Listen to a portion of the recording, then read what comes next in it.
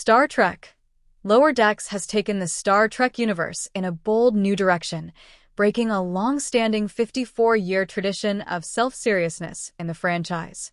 From its debut, Lower Decks distinguished itself by embracing comedy, animation, and even satire, marking a significant departure from the tone that defined Star Trek since its inception. The show quickly proved that Star Trek could be funny without losing the heart, with Lower Decks blending humor with genuine threats and character development in a way no previous series had. As the fifth season concluded, it became evident that Lower Decks was not just a quirky spin-off, but one of the most innovative and important entries in the Star Trek legacy. Star Trek's historical approach to humor. When Gene Roddenberry created Star Trek, his vision was to elevate the science fiction genre, moving it beyond the cheesy, simplistic stories of earlier space operas. The original series, TOS, was intended to be a mix of adventure, moral lessons, and serious storytelling that took its sci-fi roots seriously. Humor, when it appeared, was kept at a minimum and was often more of a character trait or a lighthearted moment rather than a central theme. Episodes like The Trouble with Tribbles in TOS, which leaned into humor, still maintain the show's core of serious space exploration. Even when comedic moments emerged, they often felt more like fun diversions than core features of the series. The franchise, particularly in its early years, avoided descending into farce. When Star Trek faltered, as in the famously cheesy episode Spock's Brain, fans were still encouraged to take the material seriously, though these moments became fodder for later humor and fan critiques. The turning point: Star Trek Ivy's permission to laugh.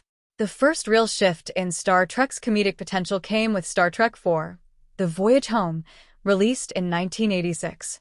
After the tragic and serious events of The Wrath of Khan and The Search for Spock, the franchise took a risk by embracing comedy.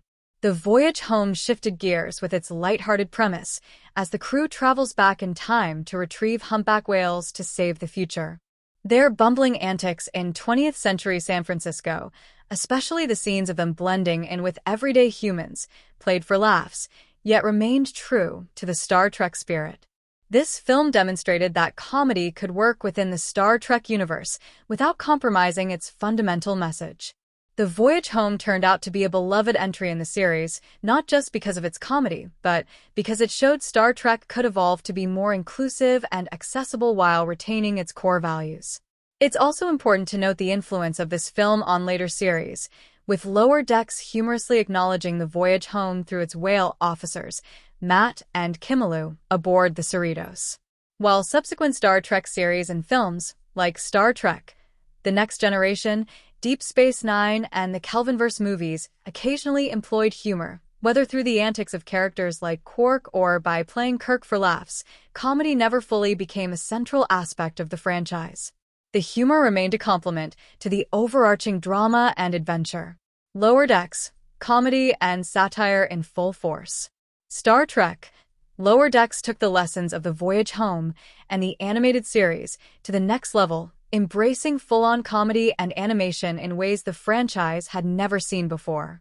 Created by Mike McMahon, a fan of the series with a deep understanding of Star Trek's legacy, Lower Decks was able to inject the Star Trek universe with a unique sense of humor that both celebrated and poked fun at its own conventions. By focusing on the lower-ranking officers aboard a Starfleet ship, those in the lower decks, the series had the freedom to satirize the more mundane and absurd aspects of Star Trek that had often been overlooked or quietly accepted by fans. The show's characters are relatable, behaving as Trekkies might if they were suddenly thrust into the world of the 24th century. McMahon's approach is distinctly fan-centric, humorously examining the quirks and inconsistencies that Star Trek fans had long known but rarely discussed. For example, Lower Decks brought back elements from the animated series, which Roddenberry had initially suppressed, making them a central part of the show's narrative, showcasing how over-the-top or nonsensical ideas in the original series could be lovingly lampooned in a contemporary context. Lower Decks as a cornerstone of Star Trek's evolution. Lower Decks doesn't just offer comedy for the sake of laughs. It also carries forward significant character development, heart, and real stakes. What sets Lower Decks apart from earlier comedic Star Trek entries is its ability to balance humor with emotional and dramatic moments, showing that comedy doesn't have to detract from the show's depth. This series isn't merely parody, it celebrates the franchise's legacy, all while pushing the boundaries of what Star Trek can do. With its clever writing and sharp character development, Lower Decks has proven that comedy and Star Trek can go hand in hand, giving the franchise a fresh yet respectful new direction. The fifth season, in particular, was one of the most creative and hilarious, leaving fans eager for more. Its cancellation, if permanent, would feel like a missed opportunity to continue expanding Star Trek's legacy, but it has already reshaped the landscape of the franchise in ways no other series has. In short, Lower Decks has not only broken a 54-year trend within Star Trek, but it's also become one of the most important shows in the franchise. By embracing humor fully and pushing the boundaries of what the universe could offer, it has set a new precedent for future Star Trek projects, proving that sometimes a little laughter is exactly what the galaxy needs.